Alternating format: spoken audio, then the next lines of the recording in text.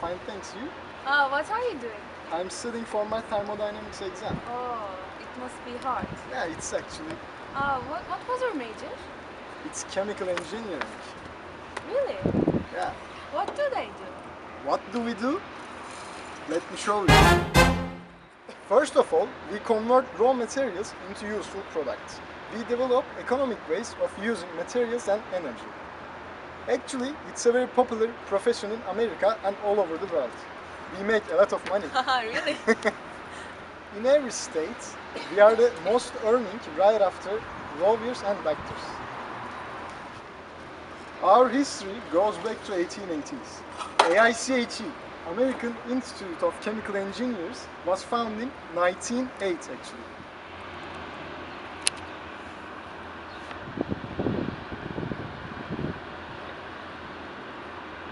Hi Yurukcan, what's up? Hello, how are you? Fine. Would you like to have some coffee? That would be a great idea. Tarık, would you want to come with us as well? That's great. Okay, let's go. We have to go. See you.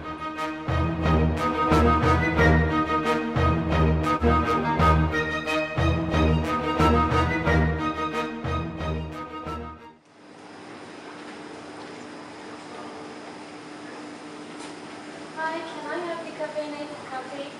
Hi, Elif, how are you? Oh, fine, you? Wow, you are buying decaf coffee. Yeah, I'm allergic to caffeine. Wow. I wonder how it's produced.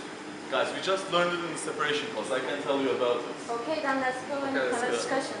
Okay guys, as I said, I will explain you how to decaffeinate coffee beans. But first, safety.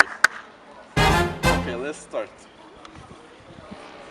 Okay guys, caffeine extraction happens by using supercritical CO2. Maybe you learned this from your chemistry classes. Basically, in this P temperature diagram, a supercritical fluid is a substance which has a temperature above its critical temperature point and a pressure above its critical pressure.